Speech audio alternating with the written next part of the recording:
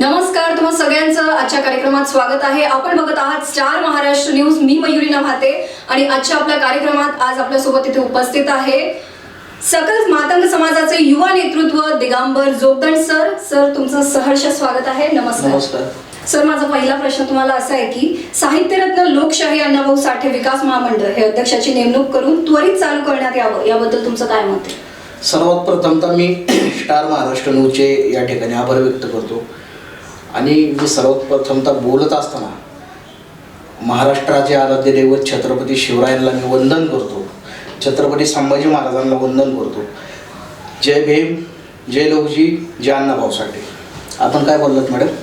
Sir, की साहित्यरत्न लोकशाही अण्णाभाऊ साठे विकास महामंडळ हे अध्यक्षाची नेमणूक करण्यात येत आहे, तर त्वरित चालू करण्यात यावी का, तर याबद्दल काय मत आहे तुमचं? 100% जो राज्यभर जो आमचा प्रश्न चालू आहे, आमचा जो लढा चालू आहे, खऱ्या अर्थानं साहित्यरत्न लोकशाही अण्णाभाऊ साठे विकास महामंडळ जे आहे हे बरेच दिवसापासून बंद आहे.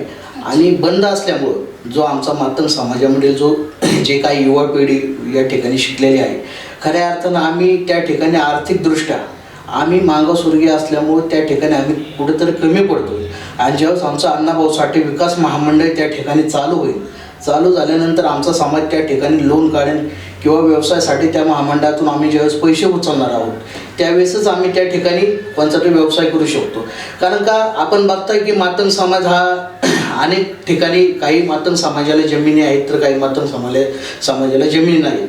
परंतु त्या ठिकाणी आमचा आर्थिक पाठबळ आम्हाला त्या ठिकाणी कमी असल्यामुळं आम्ही त्या ठिकाणी सध्या मजुरी करत आहे, त्या ठिकाणी आम्ही कुठेतरी कामाला जात आहे, त्या ठिकाणी आम्ही कुठेतरी वंचित पडत आहे. त्याच्यामुळं हा विषय खूप महत्त्वाचा आहे की तात्काळ राज्यातील अण्णाभाऊ साठे विकास महामंडळ हे सरकारने चालू करावं आणि त्या महामंडळावर एक अध्यक्ष म्हणून त्या ठिकाणी नेमणूक करावी आणि प्रत्येक जिल्ह्यातलं महामंडळ चालू करावं. अच्छा, तर याबद्दल तुमचं काय मत आहे की अण्णाभाऊ साठेंना भारतरत्न पुरस्कार मिळाला हवा का?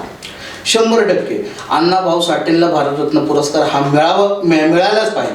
कारण की मी आता कोणाची तुलना करत नाही. ज्या अण्णाभाऊ साठेंनी छत्रपती शिवरायांचा इतिहास 7 समुद्राच्या पलीकडे नेऊन सांगितला, रशियामध्ये जाऊन पोवाड्याच्या माध्यमातून अण्णाभाऊ साठेंनी छत्रपती शिवरायांना त्या ठिकाणी सांगितलं. ज्या अण्णाभाऊ साठेंनी जगबदल घालून खावं माझं सांगून गेले भीमराव असा शब्द सांगितला. ज्या अण्णाभाऊ साठेंनी पृथ्वी ही शेष मस्तकाच्या नागावर तरले नसून ती गोर, गरीब, कष्टकरी, शेतकरी, मजूर ह्या भारतातला, ह्या महाराष्ट्रातला प्रत्येक नागरिक राहणारा आहे, त्या माध्यमातून अण्णाभाऊ साठेंनी तो संदेश दिलेला आहे. मग अशा थोर महापुरुषांना, ज्या अण्णाभाऊ साठेंनी ह्या देशासाठी जी ही मुंबई, त्यावेळेस जी मुंबई महाराष्ट्रातून गुजरातमध्ये समाविष्ट होणार होती आणि तीच मुंबई महाराष्ट्रामध्ये ठेवण्याचं काम हे साहित्यरत्न लोकशाही अण्णाभाऊ साठेंनी केलेलं आहे. अनेक गिरणी कामगारांसाठी अण्णाभाऊ साठेंनी लढा त्यावेळेस उभा केलेला आहे. म्हणजे संयुक्त महाराष्ट्राची जी चळवळ म्हणता आपण, ती संयुक्त महाराष्ट्राची चळवळ साहित्यरत्न लोकशाही अण्णाभाऊ साठेंनी उभी केली असताना त्या ठिकाणी ह्या महाराष्ट्रासाठी, ह्या राज्यासाठी आमच्या कुलदैवताचं जर एवढं मोठं योगदान असेल तर हे राज्य सरकार आणि केंद्र सरकारला का कळत नाही की अण्णाभाऊ साठेंना भारतरत्न पुरस्कार द्यायलाच पाहिजे. आम्ही अनेक वर्षापासून आमचा जो लढा चालू आहे, अनेक वर्षापासून आम्ही जी मागणी चालू आहे की साहित्यरत्न लोकशाही अण्णाभाऊ साठेंना भारतरत्न पुरस्कार का मिळत नाही, परंतु हे सरकार मॅडम की आम्हाला फक्त त्या ठिकाणी आश्वासन देते, आम्हाला फक्त त्या ठिकाणी सांगितलं जाते की अण्णाभाऊ साठेंना भारतरत्न पुरस्कार आम्ही मागणी करतोय. अहो, मागणी करताय नाही तुम्ही, त्या ठिकाणी भांडा तुम्ही जाऊन. अण्णाभाऊ साठेंचं ह्या राज्यासाठी, ह्या महाराष्ट्रासाठी खूप मोठे योगदान आहे. आमच्या कुलदैवताने या महाराष्ट्रासाठी रक्त सांडलेलं आहे, आमच्या पूर्वजांनी या महाराष्ट्रासाठी रक्त सांडलेलं आहे. मग आम्ही इथले मूलनिवासी असताना, आमचं या ठिकाणी स्थान असताना, मग आमच्या बापांना त्या ठिकाणी का डावललं जाते ही खऱ्या अर्थानं आम्हाला खंत वाटते. माझ्या याच गोष्टीवरून एक प्रश्न आहे सर. आता प्रचारादरम्यान या इलेक्शनच्या काळात फेसबुक, सोशल मीडिया यावर तुमचा म्हणजे अण्णाभाऊ साठेंचा फोटो डावलण्यात आलाय, तर याबद्दल तुमचं काय मत आहे? 100% यावर आपण अतिशय मुद्दा खूप महत्त्वाचा या ठिकाणी मला सांगितलेला आहे. पण या ठिकाणी ज्या वेळेस ह्या भारतावर, ह्या राज्यावर संकट आलं त्यावेळेस आमच्या पूर्वजांनी त्या ठिकाणी लढा उभा केलेला आहे. मग त्या ठिकाणी लढा उभा करत असताना आपण बघताय की आता या महायुती सरकारने आता इलेक्शन चालू आहे, महायुती सरकारने जे काय 2 दिवसापूर्वी सकाळ आणि प्रभातला किंवा सकाळ पुढारी आणि लोकमतला जी बातमी प्रसिद्ध झाली होती, त्या बातमीमध्ये साहित्यरत्न लोकशाहीर अण्णाभाऊ साठेंचा फोटो त्या ठिकाणी दिला नाही. मग हे आम्ही विचारपूस करत असताना त्या ठिकाणी आम्ही त्यांच्या निदर्शनात हे आणलं. आम्ही कोणाचा निषेध केला नाही किंवा काय केलं नाही, परंतु आम्ही मातंग समाजाच्या वतीने त्या ठिकाणी जर आमच्या महापुरुषांचा फोटो त्या ठिकाणी दिसत नसेल, राज्यामध्ये अनेक ठिकाणी मातंग समाज आहे, अनेक जिल्ह्यामध्ये आहे, अनेक गावांमध्ये आहे, वाड्या वस्त्यांमध्ये आहे. मग मातंग समाज म्हणून आमच्या महापुरुषांचा जर त्या ठिकाणी फोटो दिसत नसेल तर आमचे त्या ठिकाणी आम्हाला दुःख वाटणारच. मग आम्हाला दुःख वाटल्यानंतर आम्ही ह्या येणाऱ्या इलेक्शन्समध्ये आम्ही कोणाला विरोध करणार नाही किंवा काय करणार नाही. ह्या भारतामध्ये, ह्या राज्यामध्ये प्रत्येकाला लोकशाही दिलेली आहे, लोक स्वातंत्र्य दिलेलं आहे.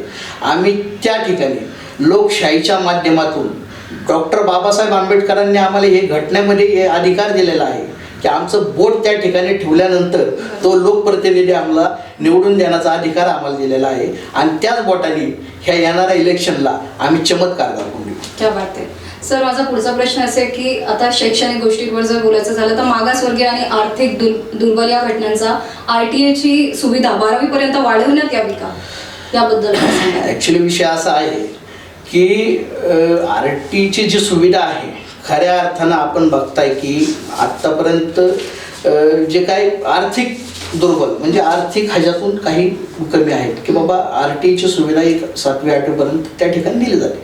परंतु आमची मागणी अशी आहे की ती कोणत्याही समाजाचा असो, कोणत्याही जाती धर्माचा असो, त्या ठिकाणी त्याची पाहणी करून त्या ठिकाणी त्याचं उत्पन्न बघून त्या ठिकाणी तो मुलगा 12वी पर्यंत शिकला पाहिजे, ही आमच्या RTकडे मागणी आहे. कारण का आपण बघताय की त्या ठिकाणी त्या मुलाचं 8वी झाल्यानंतर किंवा 7वी झाल्यानंतर त्याला पुन्हा खर्च येतो. बरोबर. पुन्हा त्याला त्या ठिकाणी ॲडमिशन आलं किंवा त्या ठिकाणी त्याच्या वह्या पुस्तकाला हे बाकीचा जो इतर खर्च आहे. परंतु आमची RTकडे अशी एक मागणी आहे की त्या ठिकाणी तो मुलगा 12वी पर्यंत शिकणं खूप गरजेचं आहे.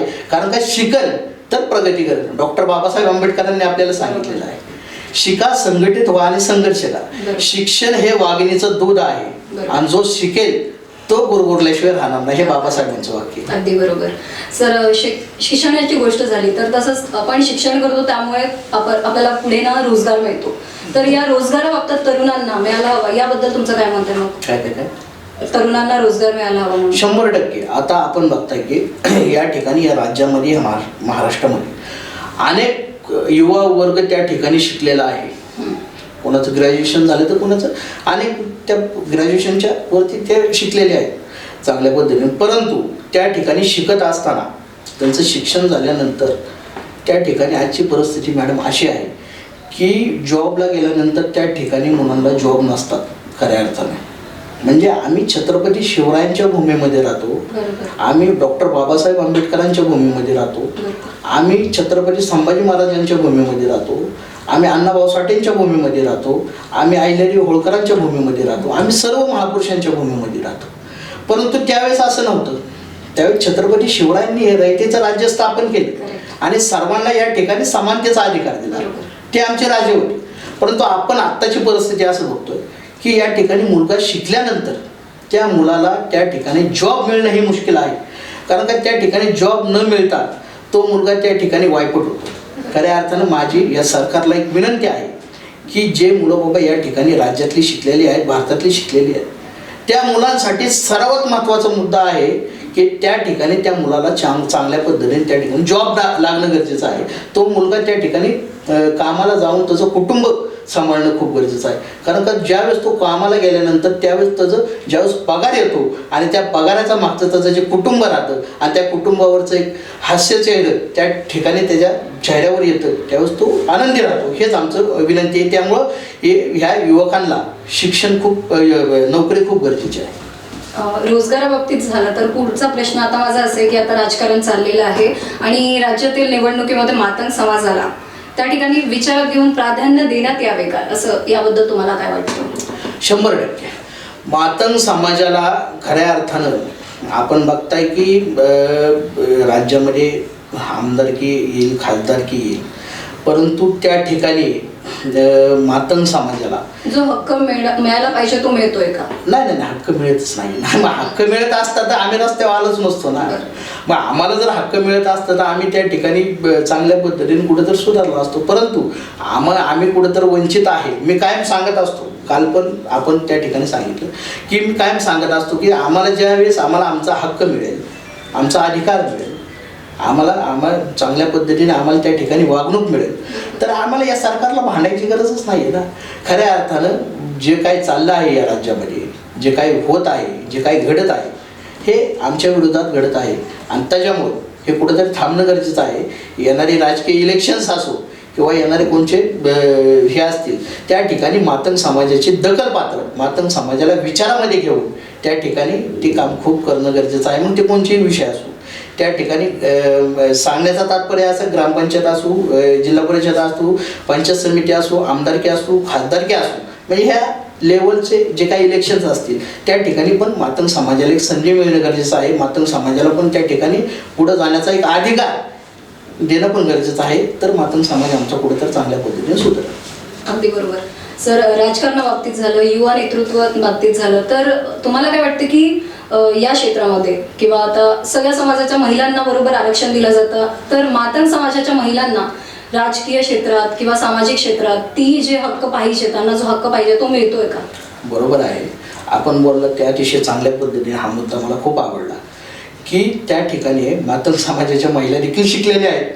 परंतु आमची इच्छा असते की आमच्या पण मातंग समाजाची महिला त्या ठिकाणी सरपंच म्हणून बसावी, आमची पण मातंग समाजाची महिला त्या ठिकाणी जिल्हा परिषदेमध्ये अध्यक्ष म्हणून बसावी. आम्हालाही असं वाटतं की आमची मातंग समाजाची महिला त्या ठिकाणी आमदारकी म्हणून बसावी.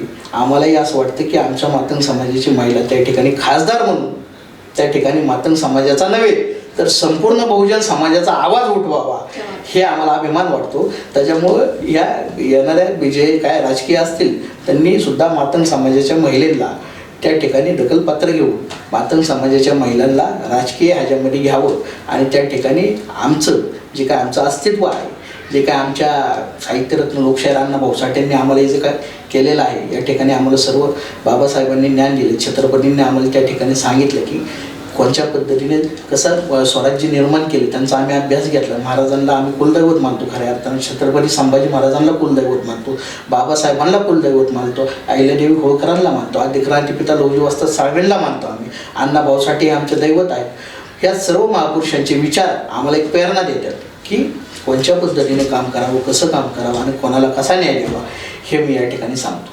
खूप छान सर. माझा शेवटचा प्रश्न असा आहे की इतक्या चांगल्या गोष्टी तुम्ही मांडल्यात, तुमचे मुद्दे मांडलेत, तर स्टार महाराष्ट्र न्यूज ज्या आज आपल्या इथे मुलाखत बघत आहेत त्या सगळ्या प्रेक्षकांना तुम्ही काय सांगाल? सर्वांना मी एक सांगेल की बाबा त्या ठिकाणी आम्हाला खऱ्या अर्थानं जे काय आम्हाला 4 दिवस झालं जो मुद्दा चालू आहे मातंग समाजाचा आमचा, सर्वांना मी एक विनंती करतो की त्या ठिकाणी आमचे साहित्यरत्न लोकशाहीर अण्णाभाऊ साठेंचा जनतेला, माझ्या मायबाप जनतेला मी विनंती करतो की आमचा जो लढा चालू आहे की हे जे काही इलेक्शन चालू गेले 4 दिवस झालं आम्ही बघतोय की त्या ठिकाणी अण्णाभाऊ साठेंचा फोटो डावलण्यात आलेला आहे आणि जर आमच्या कुलदैवतांचा फोटो त्या ठिकाणी डावलला असेल तर आमचं अस्तित्व काय राहिलं. त्याच्यामुळं आमची एक विनंती आहे या सरकारला की आपण पण आमच्या मातंग समाजाला कुठंतर त्या ठिकाणी आपण दखलपात्र घ्यावं, आम्हाला विचारात घ्यावं आणि आपली राजकीय कीर्ती जे असेल ते असेल, परंतु आम्हाला त्या ठिकाणी विश्वासात घेऊन आपण मातंग समाजाला न्याय द्यावं, मातंग समाजाला जे काय आमचा हक्क राहिलेला आहे ते आपण हक्क द्यावं, हेच मी सरकारकडे विनंती करतो आणि या ठिकाणी थांबतो. जय शिवराय, जय शंभूराजे, जय लहुजी, जय भीम, जय अण्णाभाऊ साठे.